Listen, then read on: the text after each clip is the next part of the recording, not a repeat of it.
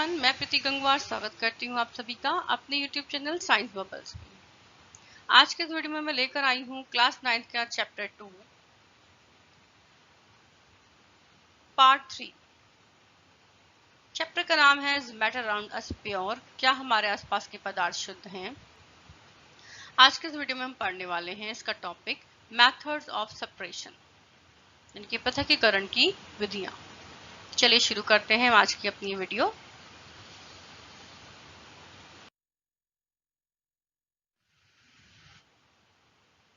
Method of separation, पृथक्करण की विधियां।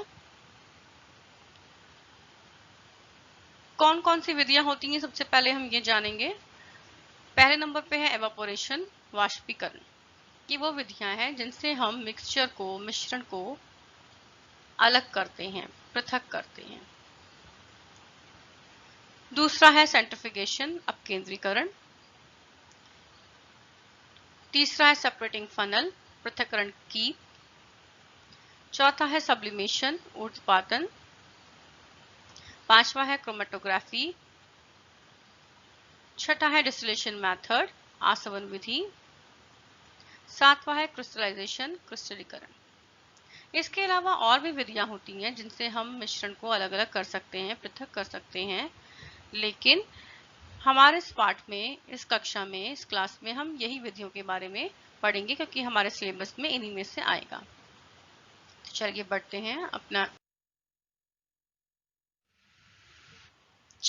हैं अपने इसमें फर्स्ट टेक्निक की ओर।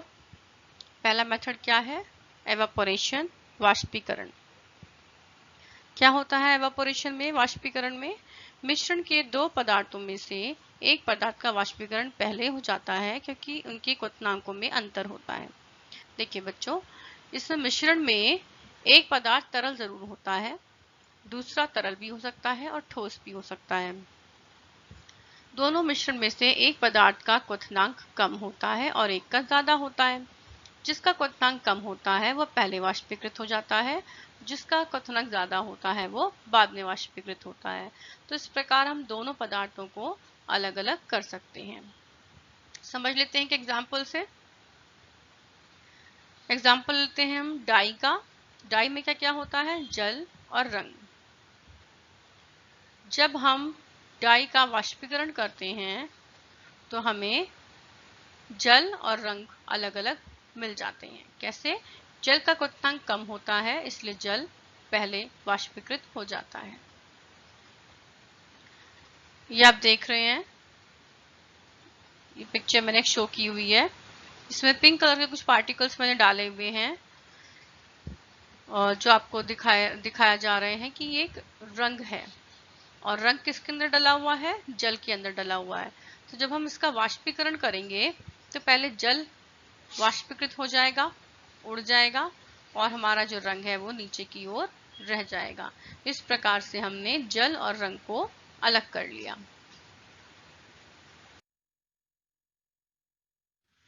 चलिए बढ़ते हैं अपने नेक्स्ट टॉपिक की ओर।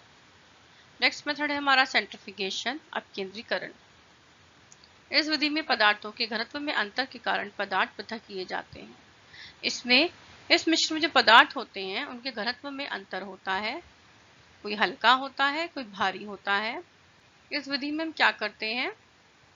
मिश्रण को तेजी से घुमाते हैं। घुमाने के बाद क्या होता है? हल्का पदार्थ ऊपर आ जाता है और भारी पदार्थ नीचे बैठ जाता है। एग्जाम्पल से समझ लेते हैं। दूध से क्रीम पृथक करना, या आप कह सकते हैं मक्खन निकालना। जब मक्खन निकालते हैं तो आपने देखा होगा कि दूध को बड़ी तेजी से, छाछ को बड़ी तेजी से घुमाते हैं और बाद में मक्खन अलग आ जाता है और नीचे नीचे छाछ रह जाती है। ये देखिए, कुछ इस प्रकार से मक्खन को हम अलग कर लेते हैं दूध से। और जब कभी कभी ऐसा होता है दूध में, जब हम ऐसे घुमाते हैं तो क्या होता है? क्रीम ऊपर की ओर आकर बैठ जाती है और नीचे हमारा स्किम मिल्क रह जाता है।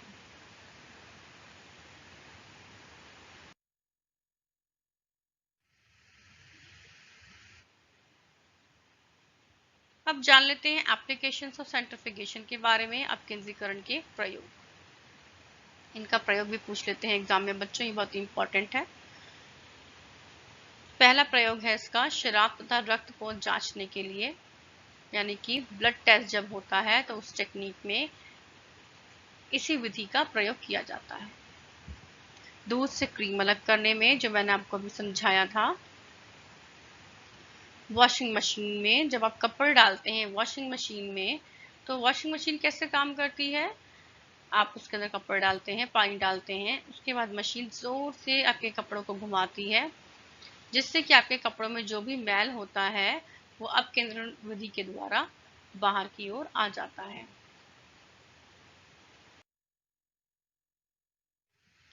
तो आज की इस वीडियो में था बच्चों इतना ही। इसके आगे के टॉपिक लेके मैं आऊंगी अपनी नेक्स्ट वीडियो में।